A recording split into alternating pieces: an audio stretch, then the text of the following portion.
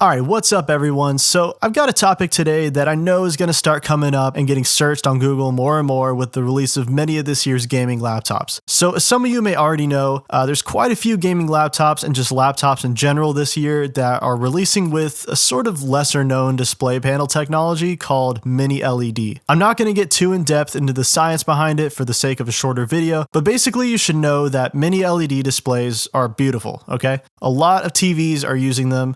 They can get like 2 to 3 times brighter than your typical OLED panel. You don't risk image retention, burn-in, and the contrast and image quality gets very close to OLED, at times like almost indistinguishable. So they're awesome. But it's not without one minor flaw. And that's in the way they acquire those contrast levels, which is through dimming zones, similar to what we've seen already on full array local dimming TVs in the past. So the problem with that when it comes to a laptop, a display that you're doing work on or you're using it for school or creative applications, is that those dimming zones can sometimes make things look a little bit off. So you might notice a certain splotchiness with these displays, especially on some gray backgrounds or blooming around white text or other brightness blooming from a dark area onto a light one or vice versa. Now I know that doesn't sound like the end of the world, but it can get quite annoying on the eyes when you're trying to type up a Word doc and you've got uneven brightness all across your screen, or some text is dimmer than other text, and it can be detrimental actually for creatives working in Photoshop or video editing software because you'll get inaccurate colors and brightnesses as part of or all of what you're working on is getting partially dimmed by your display. And yes, it looks worse on camera. So a lot of this issue boils down to the number of dimming zones the display has. Some of these displays have 512 dimming zones, some have 1024 dimming zones, and then you've got the MacBook Pros which have over 2000 dimming zones, which is much harder to notice anything like this on. So the less dimming zones you have, the more likely you are to notice this issue. For example, the 2022 ROG Flow X16 from Asus was actually the first gaming laptop to have a high refresh mini LED display. Maybe being one of the first to market gave them an edge, I don't know, but basically they thought ahead here and they implemented a certain feature that, as of making this video, can only be found on Asus ROG laptops with mini LED displays. So that means Razer, MSI, and other brands out there that are releasing all these mini LED laptops are lacking this one feature that could be crucial, especially for creatives who value brightness and color accuracy. So now you're thinking, okay, what is this game-changing feature that Asus supposedly built into their laptops to work around this mini LED issue? Well, all it is just a simple toggle in their control center software.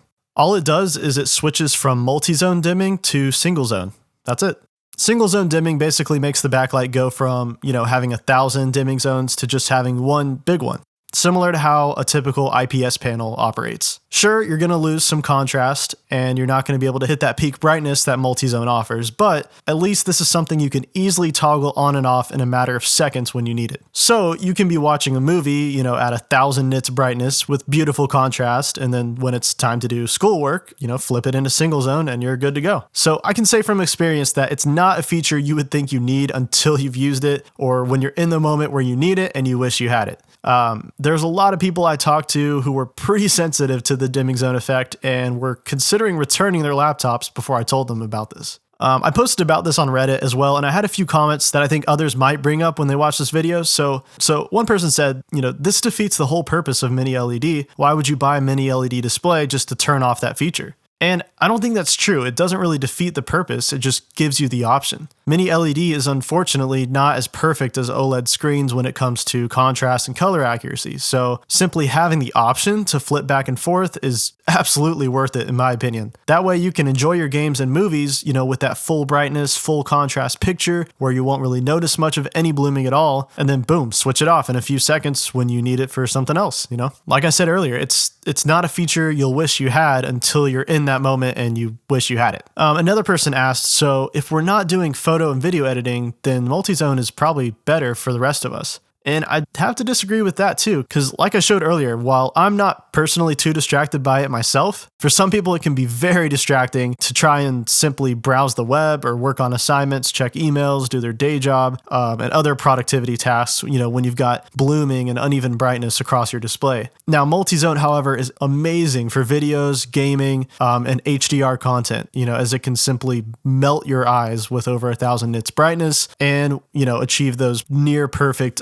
black levels. So it's great for that, but just knowing the purpose and having the option to switch to what you like is what matters most. Now, as a consumer, I would really love if every manufacturer implemented this single zone dimming switch feature into their laptops, but as of making this video, like I said, it is currently only Asus doing it. I really think that, we as consumers should push other manufacturers to implement this feature because for a lot of people, it will prove to be essential and it could really make or break what is otherwise an amazing technology for many people. So I'm not trying to hop on the Asus fan bandwagon here. I'm just saying this is definitely something to look out for when you're considering a mini LED laptop. And I just hope that other manufacturers see this and implement this, either through, I don't know if it can be done in a BIOS update, software updates, or maybe it has to be done through hardware. I'm not sure, but I just hope that we can see it across every brand eventually. So that's all I really wanted to talk about, just to make people aware of what could be a potential issue with some of these amazing gaming laptops that are coming out. So anyways, thank you so much guys for watching. If you like this video, please let me know in a comment, leave a like, subscribe, hit that bell. I have a lot more gaming laptop reviews and videos coming up, so really appreciate the support from everyone. Thanks again.